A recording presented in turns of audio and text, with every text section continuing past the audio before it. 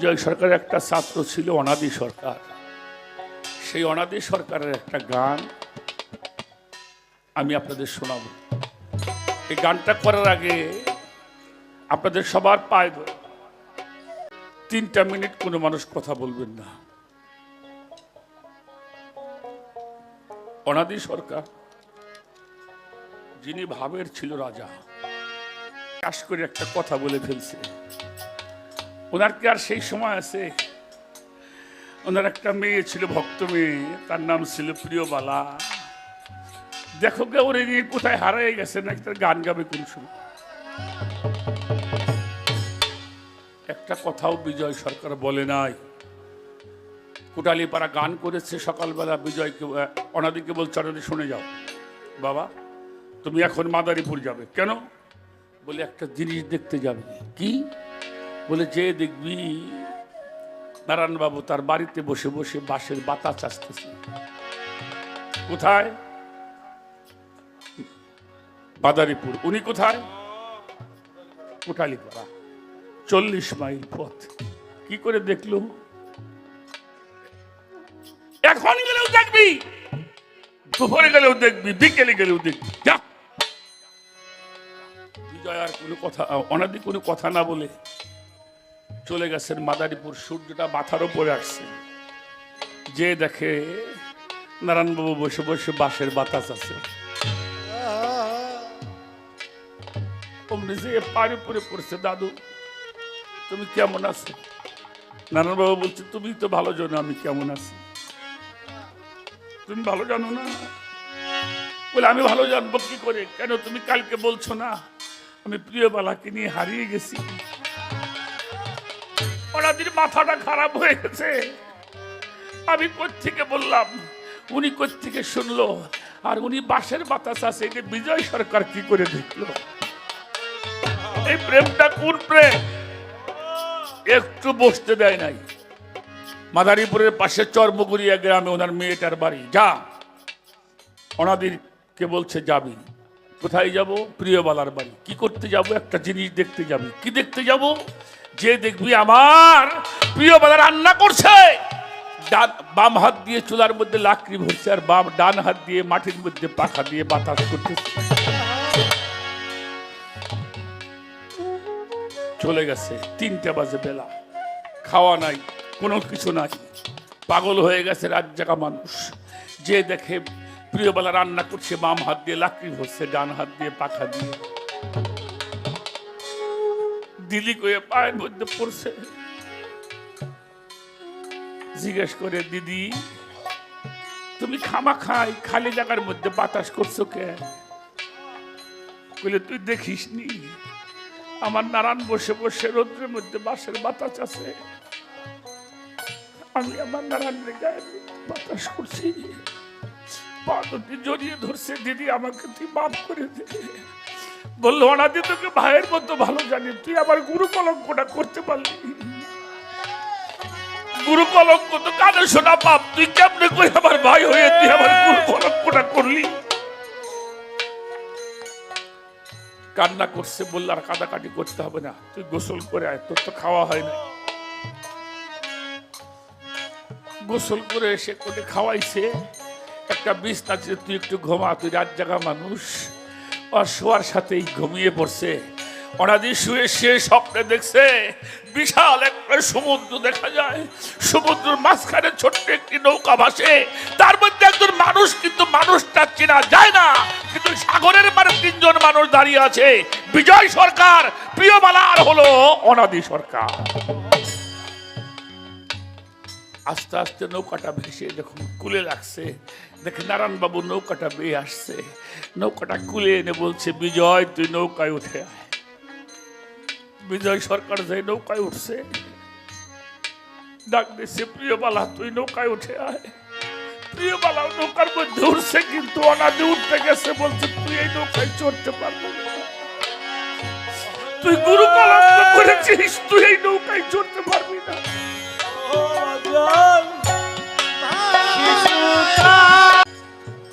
ঘুম থেকে উঠে চোখের জলে বুক ভাসিয়েছে।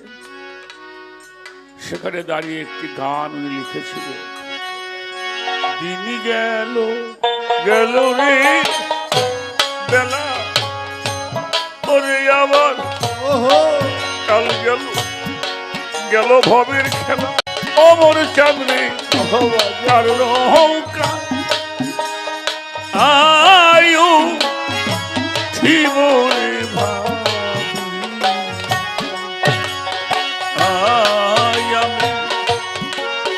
কার নৌকায়ু জীবরে ভাবি দেখলাম সবই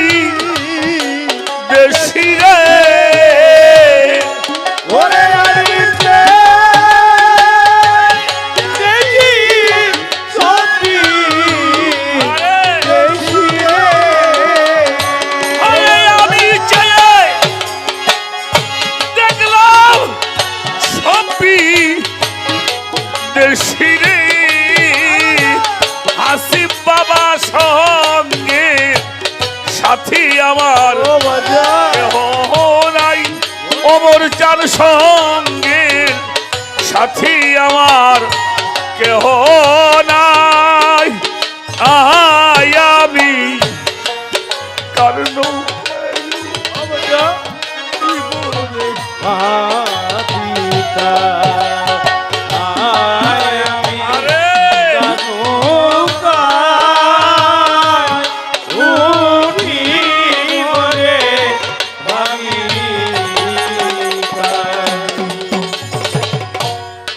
আমার পিতা মরল মাহারাইলাম পথে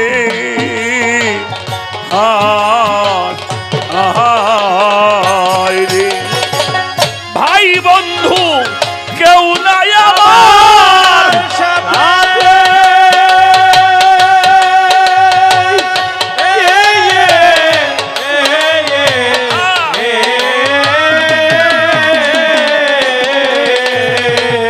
আরে একা একা যেতে হবে রে পাগলি মারে অজানা দূর পথে একা একা যেতে হবে রে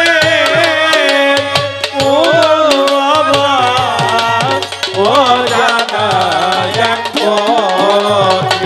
হরি আমি কেমন করে যাব পাহাড়ে রে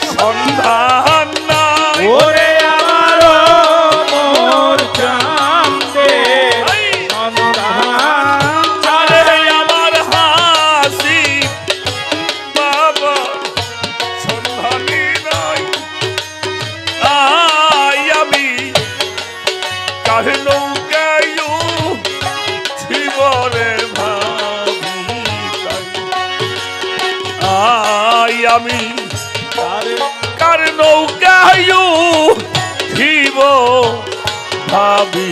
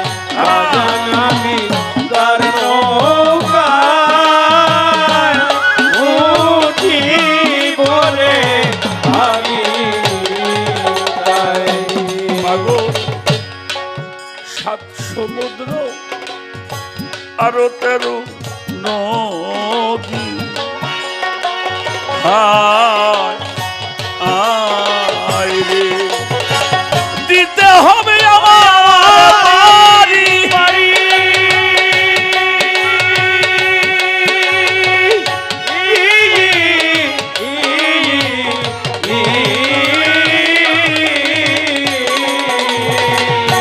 তার ওই বাড়ি আছে নাকি রে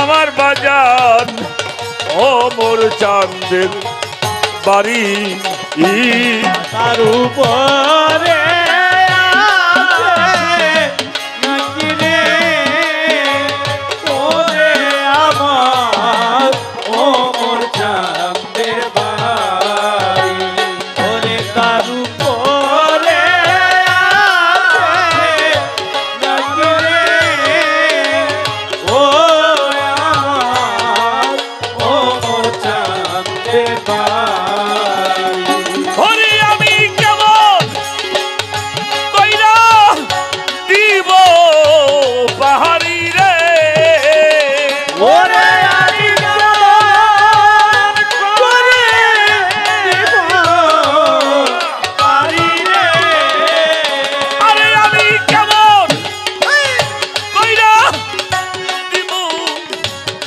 পাহাড়ি রে ওরে আমার মোর জাহানদের সন্ধান নাই ওরে আমার মোর জানতে সমাধান আরে আমার হাসির জাহানদের সন্ধানে না আহাই আমি কার নৌকায় বিবরে